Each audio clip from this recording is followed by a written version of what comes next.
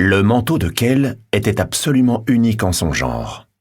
Ce vêtement n'avait ni un seul côté, pour le coup il n'y aurait pas eu de quoi fouetter un chat, ni même deux, ce qui aurait déjà semblé plus surprenant.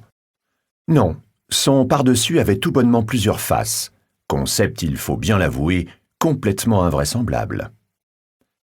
Le premier geste de Kell, quand il quittait un Londres pour un autre, était de retirer le manteau en question et de le retourner 1, 2, voire 3 fois, afin de trouver le côté qu'il cherchait. Tous n'étaient pas à la dernière mode, mais chacun avait son intérêt. Certains lui permettaient de se fondre dans le paysage, d'autres de se faire remarquer. L'un d'entre eux se trouvait même, à vrai dire, dénué de la moindre utilité, ce qui n'empêchait pas le jeune homme de beaucoup aimer le porter. C'est pourquoi, quand Kell eut traversé le mur du palais pour pénétrer dans l'une de ses nombreuses antichambres, il prit quelques instants pour se ressaisir. Passer d'un monde à l'autre n'était jamais sans conséquence. Puis ôter son manteau rouge à col montant afin de le tourner une fois de droite à gauche, histoire d'en faire une veste noire toute simple. Enfin, simple, certes, mais élégamment rehaussée de fils d'argent et décorée de 2 colonnes luisantes de boutons du même métal.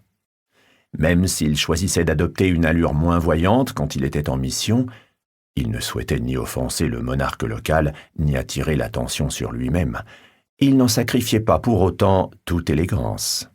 « Oh, princes et rois !» soupira Kell en reboutonnant le vêtement. Voilà qu'il commençait à penser comme ce satané rail. Sur la paroi, derrière le voyageur, s'effaçait déjà la trace fantomatique de sa traversée, comme une empreinte de pas dans un sol de sable balayé par les vents. Le visiteur ne s'était jamais donné la peine de marquer l'existence du passage de ce côté-là du mur, tout simplement parce qu'il n'empruntait jamais ce même chemin pour repartir. C'est que la distance respectable qui séparait Windsor, où se dressait le palais royal, de la ville de Londres elle-même, ne lui facilitait pas la tâche. En effet, pour passer d'un monde à l'autre, la règle était simple. Il fallait partir d'un endroit bien précis dans l'univers de départ pour se matérialiser au même emplacement dans celui d'arrivée. Ce qui pouvait parfois causer quelques complications. Par exemple, nul château de Windsor ne se dressait à une journée de cheval du Londres de son monde d'origine, le Londres rouge. Pour tout dire, le jeune homme venait de traverser le mur de pierre qui fermait la cour d'une demeure bourgeoise dans une petite ville champêtre du nom de Dissan. Le bourg, du reste, ne manquait pas de charme. Tout le contraire du château de Windsor, qu'on pouvait indubitablement qualifier d'impressionnant, mais certainement pas de chaleureux.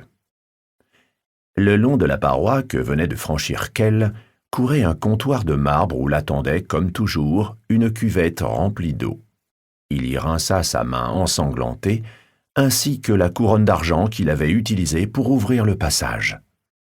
Puis il glissa autour de son cou le cordon auquel était suspendue la pièce, avant, pour finir, de la dissimuler sous le col de sa chemise, bien à l'abri des regards.